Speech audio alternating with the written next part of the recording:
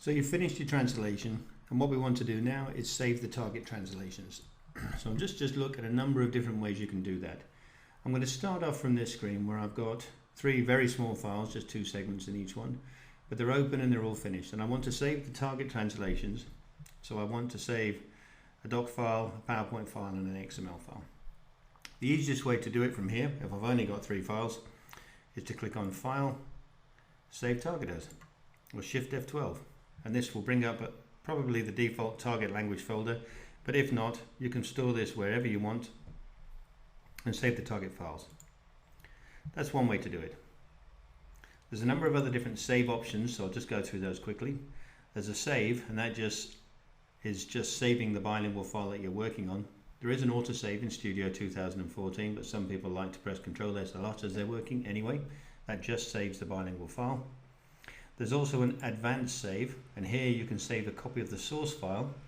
So saving source as, this allows you to save the source document with the source text in it. So if somebody just sent you an STLXLIF file with the embedded binary for the original source file, you could recreate the source file from the STLXLIF.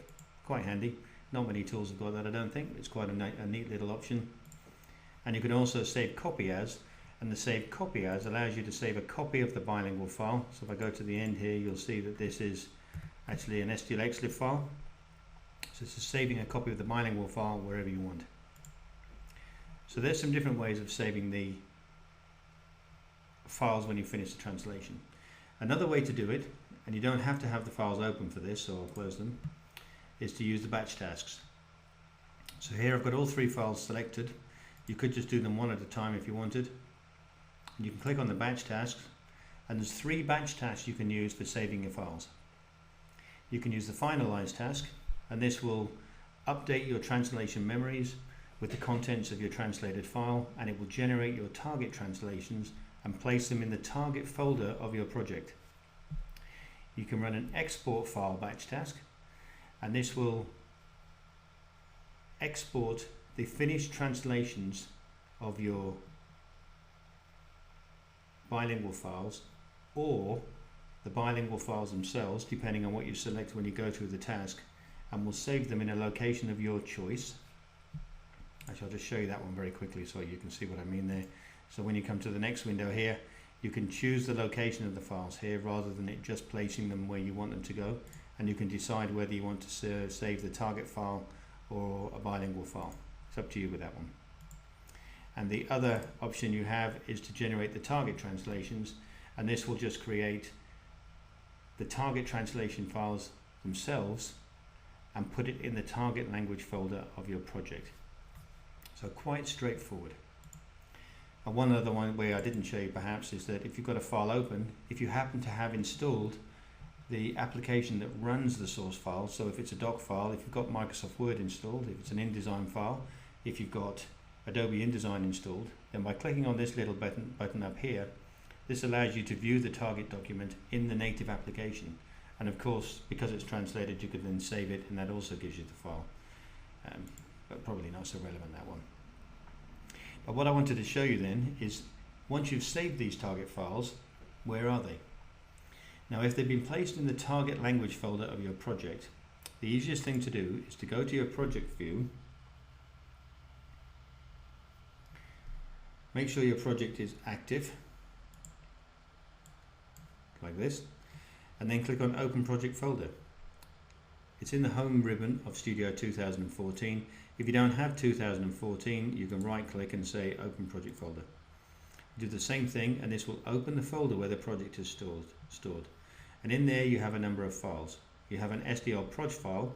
This just contains metadata about your project. So this is what tells Studio what languages you used. It tells Studio where the translation memories are, which machine translation engines you've used, what server connections, what term bases. It tells Studio all the information about your project so it knows what to do. Custom settings, all sorts of things like that. You'll always have a source language folder and a target language folder. It doesn't say source or target on here, but you would know. So in this case, I know that this was an English to German project, so I've got my English bilingual files in here, and I've got my German bilingual files in here, the STLXLIFs. It's important to note the difference between the two. The source STL-XLIF files are not segmented. They do not contain any information about the target language. So if you gave these to somebody, they could translate these files from the source language into any language they wanted. And when they send that back, that might not necessarily match what you had. So the one you want to be sending would be the one from the target language folder, because this is segmented for the source and the target language, and this one also contains the translations for the target language. There's a number of other folders you might have in there depending on what you did. So in this case I opened a project package. You can see this because it was a studio package here, and so I have a folder called TM because my project package contained a TM, and I had a project folder called term bases because my project package contained a term base. You wouldn't have these folders otherwise. It's only because the package happened to contain them. And it also, in this case, contains a package folder because it was a package again. And in there you have a backup of the project package, the STL PPX that you actually received. And you have a copy of any return packages that you created. They're also put in there. So irrespective of where you save them, they will be put somewhere else. And that's how you find them. So pretty straightforward, really. And I hope that helps if you've ever tried to get your target files out and you didn't know how.